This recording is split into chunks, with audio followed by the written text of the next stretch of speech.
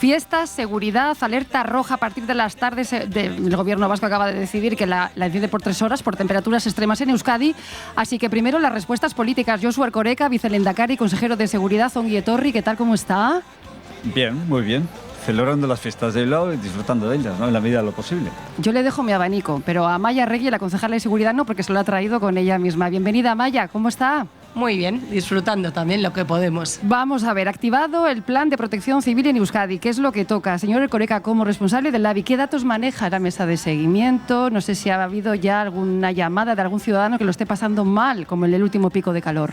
Bueno, ayer por la tarde no hubo ninguno, no se registró ningún motivo especial de atención. A lo largo de la jornada de hoy veremos. No tengo noticia de que hasta el momento presente se haya producido ninguna, pero no se lo puedo asegurar. Yo tampoco estoy online permanentemente, ¿no?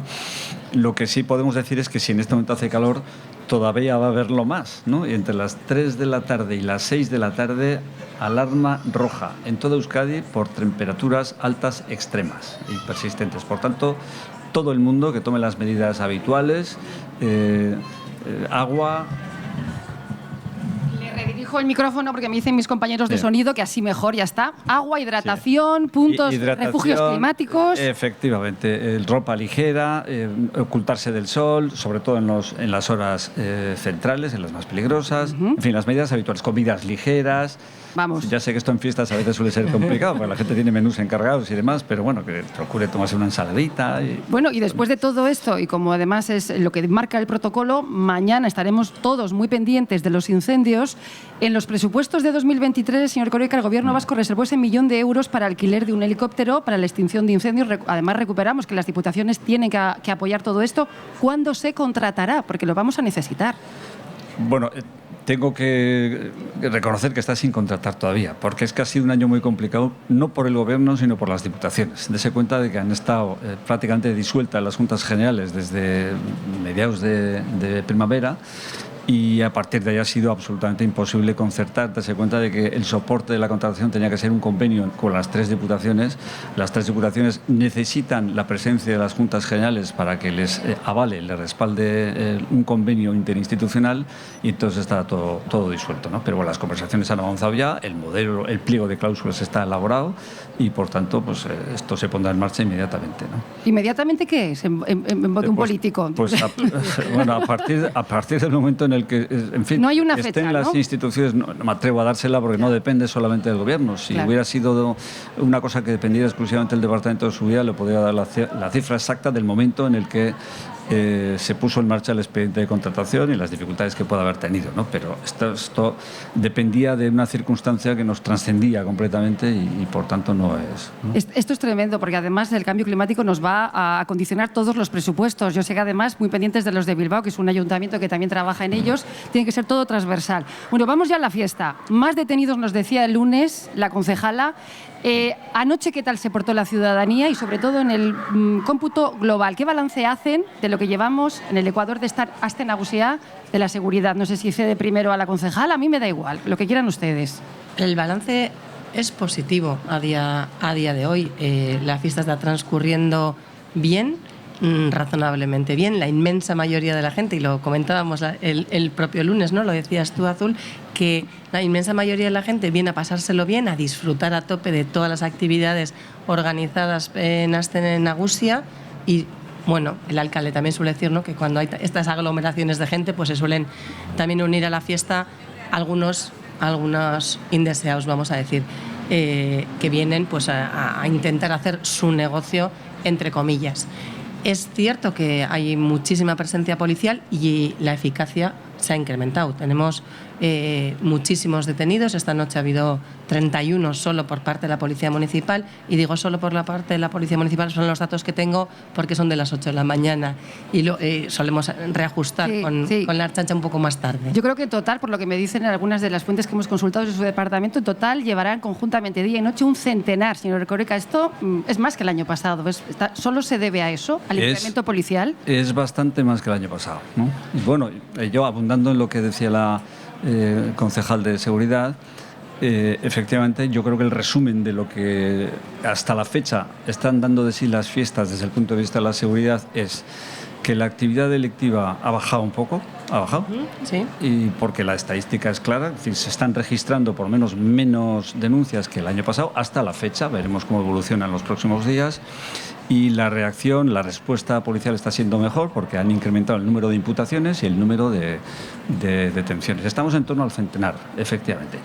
Es una cifra que hace referencia al número total de detenciones registradas. No significa que en este momento haya 100 personas detenidas, porque la detención no depende solo de la policía. La policía detiene, pero después el mantenimiento o no de la detención es una decisión que corresponde al Poder Judicial, y es el juez correspondiente el que determina. Pero ha habido 100 detenciones registradas. El año pasado hubo 66. Sí, a estas alturas es el registro que teníamos. Por tanto, a estas alturas el incremento de la eficacia policial, de la respuesta, está siendo palpable, y yo creo que positiva desde ese punto de vista, porque había una demanda de seguridad clara en la ciudadanía. Se lo traslado a ambos.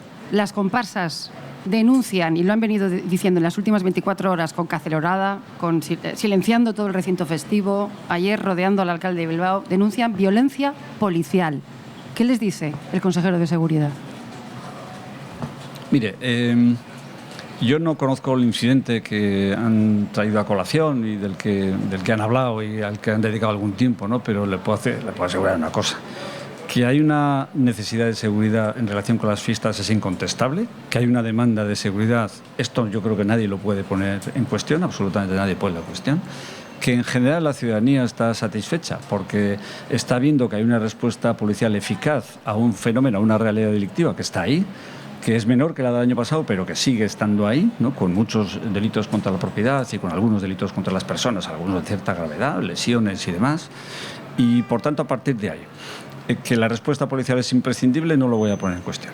Que dentro de ese conjunto de la respuesta policial pueda haber algún caso concreto, puntual, de exceso, de desproporción, de actuación que va más allá de lo legalmente previsto, esto no se denuncia con una pancarta. Esto directamente se lleva al juez, y hay casos en los que eso efectivamente se tramita y concluye en una condena. Por tanto, hasta la fecha, hasta donde yo sé, no hay ninguna denuncia judicial planteada en relación con ningún exceso policial, ¿verdad? No. Entonces, claro, la denuncia, si es de pancarta o es de Twitter, pues, o de X, perdón, porque Twitter ya no existe, Claro, ¿no? claro. Bueno, Amaya, le tengo que dejar marcha, pero tiene que responderme a esta pregunta. Yo le agradezco mucho a su equipo que le haga señas, pero tiene que responder a los oyentes a esta pregunta. Sí. ¿Hay violencia policial? ¿Que seguirá habiendo el mismo número de policías y ertzañas en el recinto festivo como hasta ahora?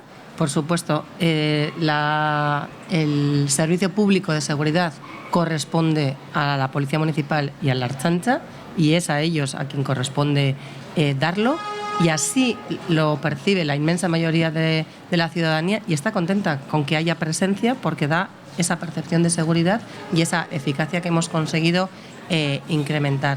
En el caso de que se entendiera que ha habido una actuación inadecuada, los primeros interesados en que eso se solucione, pero evidentemente que no mediante pancartas, es la propia Policía Municipal de Bilbao en este caso, o en su caso la Ertzaintza, entiendo que también. Somos los primeros interesados porque eso es lo que nos legitima ante la ciudadanía. Ustedes abrieron una investigación. Ayer mismo se nos dijo que se abría una investigación con el hecho concreto. Recuerdo a los oyentes: policía de paisano.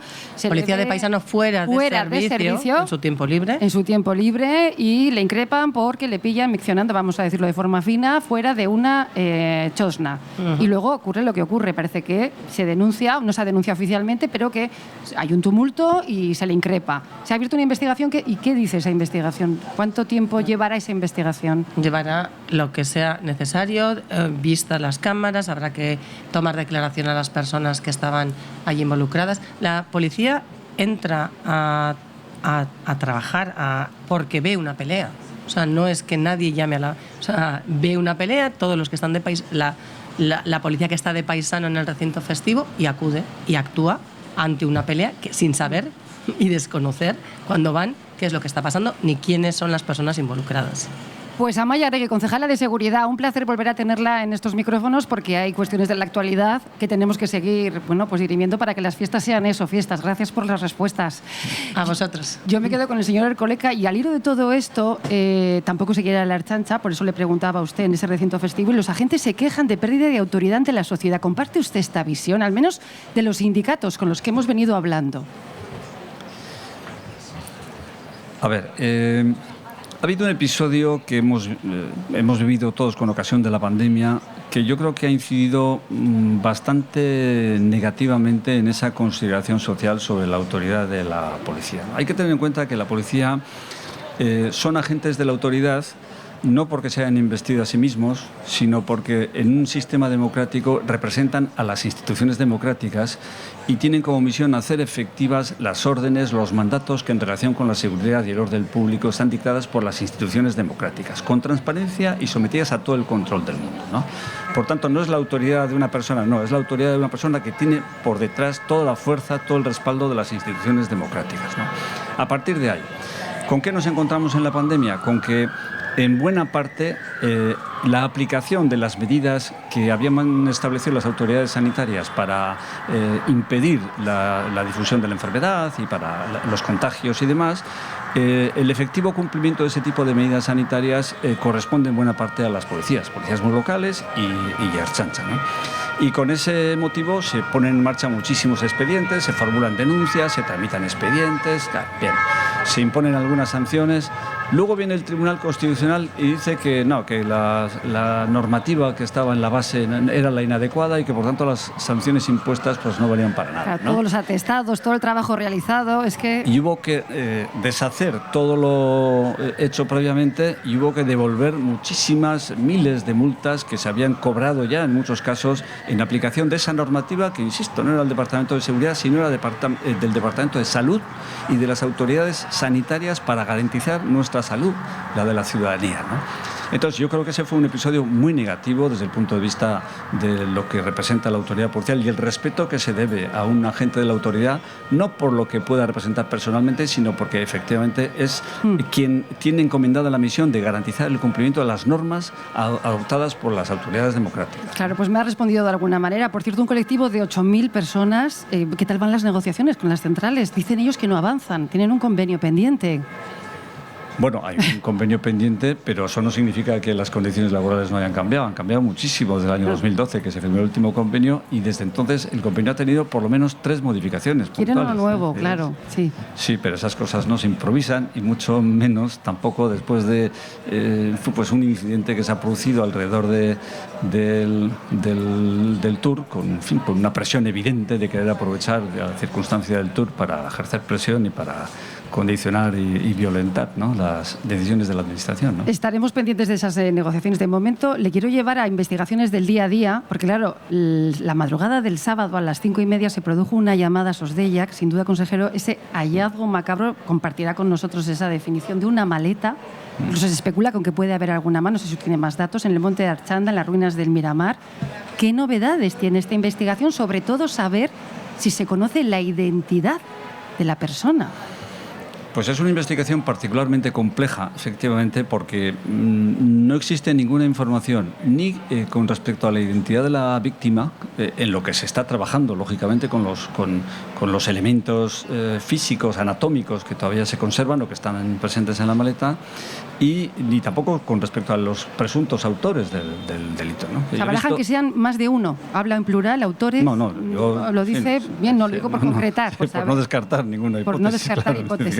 Que no hay manera de saberlo, ¿no? Entonces, claro, he visto que se especulaba ya en algunos titulares de prensa con respecto a las motivaciones y demás. Es decir, si no se conoce al autor o presunto autor, pues difícilmente podemos especular sobre las motivaciones, ¿no? Porque, claro, esto es avanzar, pero avanzar un poco a tientas, ¿no?, en una investigación.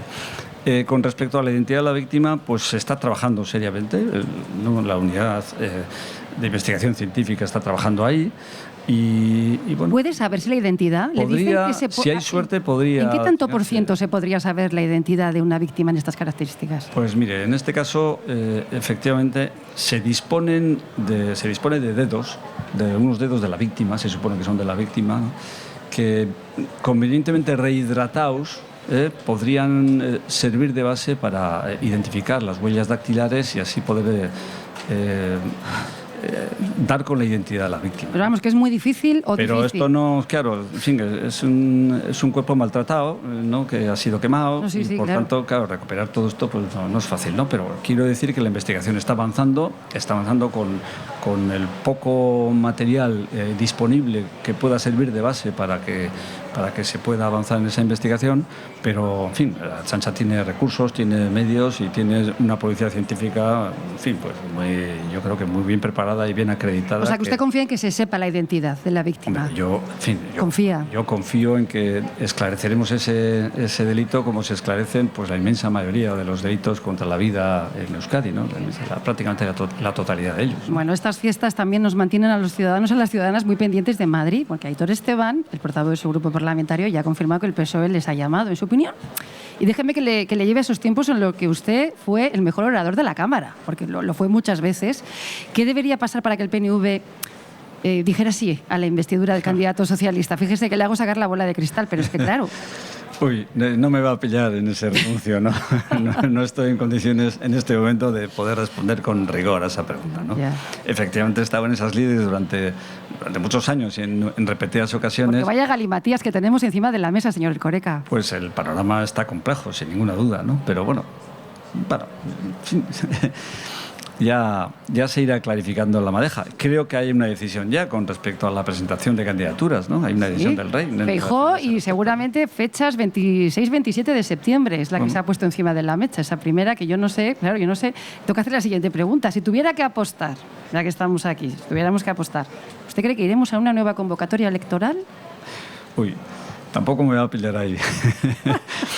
Yo no descarto la posibilidad, no la descartaba en ningún momento, ¿no? Porque efectivamente la situación es enrevesada y la complejidad de alcanzar una mayoría suficiente que ponga fin al cómputo de los plazos para volver a la repetición, pues no se puede garantizar. Yo creo que nadie está en condiciones de poder asegurar al 100% que esto no se vaya a producir. Confío en el buen hacer de todos los actores parlamentarios y confío en que algo que en puridad creo que no interesa a nadie y tampoco creo que interesa al conjunto de la sociedad no se vaya a producir, que es la repetición electoral. Yo confío en que se pueda encauzar la cosa y se pueda constituir un gobierno, ya no entrando en cuál, ni con qué mayorías, ni con qué formación o con qué respaldos políticos. ¿Pero le gustaría que su partido apoyara este gobierno? ¿Cuál es este gobierno? Vamos a ver, este gobierno. Claro, es verdad, es que le estoy diciendo ya, le he dicho Partido Socialista porque esta mañana también Pachi López lo decía en la cadena SER, ¿no?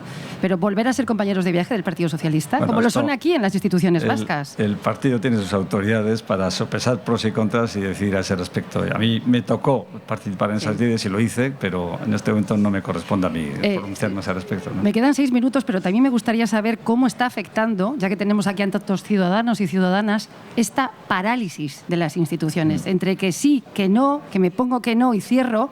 ¿Cómo nos afecta a las instituciones más cercanas al ciudadano? Me refiero al Gobierno vasco, me refiero a los ayuntamientos, a las diputaciones, cuando la Administración central está parada. ¿Cómo nos afecta? A ver, la parálisis de todas las instituciones es problemática. Es problemática para las personas, colectivos e instituciones directamente implicadas por esa parálisis y también de manera colateral porque esos efectos se acaban notando en el conjunto de la sociedad, ¿no? Porque hay decisiones políticas, hay decisiones administrativas que están encadenadas unas de otras, dependen las decisiones de unas instituciones a lo que pueda resolver al día siguiente otra en función de lo que ha resultado la primera y todo se paraliza, ¿no? Entonces, aunque aparentemente sea irrelevante y aunque haya quien guste de quitar relevancia a una parálisis institucional, lo cierto es que es motivo de preocupación siempre.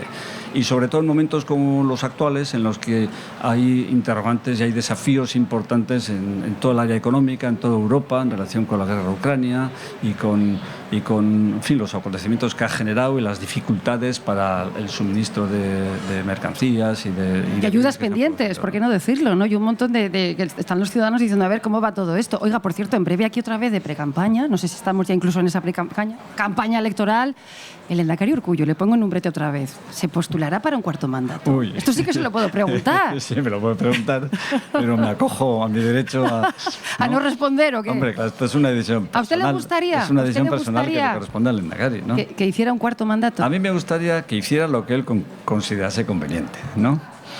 Y entonces yo no sé qué es lo que puede decir a ese respecto, pero en fin, él será conjuntamente con el partido quien decida si le corresponde o le interesa o le conviene continuar o si es pertinente que lo haga o no. Porque claro, eso estaremos enseguida en ellos. Yo no sé cómo afrontar esa cita electoral también. Nos estamos poniendo con estos precedentes que traemos de las elecciones generales, de las municipales. ¿Qué le falta al PNV para volver a ganar esos miles de votos que ha perdido, señor Erkoreka? ¿Usted ha hecho ese análisis? Mire, las últimas elecciones generales, estas del 23 de julio, me recordaron a mí a Unas que viví yo en primera persona como cabeza de lista de candidato por Vizcaya a Cortes Generales, Sí, al al Congreso de los Congreso. Diputados, sí, Ajá. el año 2008. Hace 15 años. Donde, efectivamente, el año 2008, donde recuerdo que perdimos en los 3 territorios. O sea, no como ahora que hemos ganado en Vizcaya, pero no lo hemos hecho en Guipúzcoa o en Álava, todo. Perdimos hasta los 3 senadores de los 3 territorios. Fíjese, después de aquellas elecciones, en qué condiciones fui yo a Madrid, apesadumbrado, con grupo parlamentario en el Congreso de los Diputados, con un Senado de mediao y con la percepción de que la cosa cambiaba y de que había esto que se dice ahora, un cambio de un giro sí, político, un cambio de parece aire, que todo ha decir. cambiado, tal, igual, no sé qué. Al de unos meses vinieron las elecciones autonómicas y todo cambió. Todo cambió. Quiero decir que Euskadi es un país en el que se vive con intensidad la confrontación bilateralizada en las elecciones generales cuando esta acusa, digamos, o ofrece, digamos, un perfil muy enfrentado, ¿no? En aquel momento veníamos de un intento de avanzar en un proceso de paz por parte de Rodríguez Zapatero que Rajoy atacó con especial virulencia en el Congreso de los Diputados, ¿no? Y en esa tesitura, pues en Euskadi se volcó a apoyar a Zapatero y le apoyaron, insisto, de manera que ganó en los 3 territorios. Entonces, como ahora, Zapatero ganó las elecciones gracias al voto que obtuvo en Euskadi y en Cataluña. Porque si hubiéramos hecho entonces hubiéramos hecho abstracción del voto obtenido en Euskadi y Cataluña, y hubiéramos computado solamente lo obtenido en el resto de las circunscripciones, el que ganaba era el Partido Popular. Claro. Fíjese, ahora se ha producido lo mismo, exactamente Idéntico. lo mismo. Pero entonces, el año 2008 ya estábamos con esta cantidad. Pues ya me ha Por eso le respondido. digo, Ya me ha respondido. Oiga, estos fenómenos no son... Es que fíjese, está cambiando usted el panorama y tal. Igual. Estas situaciones las hemos vivido ya con anterioridad. 10 segundos para preguntarle dónde estaba usted hace 40 años en el 83 con las inundaciones. ¿Le pilló aquí o en Bermeo? No, me pilló en Ceuta porque estaba haciendo el servicio militar. Madre mía, o sea que se enteró todo en la distancia. Pero me dieron permiso y llegué a Bermeo, efectivamente, en autobús desde Madrid, que pasamos por Llodio, vi que cómo estaba todo destrozado y llegué a Bermeo y estuve una semana ayudándoles a Pues queda quitarle el barro. para la historia que estamos preparando. Lo dejamos aquí. Josu Erkoreka, un placer. Eskerrik asko gurekin egoteagatik y por las respuestas, por supuesto. Eskerrik asko zuei. Venga.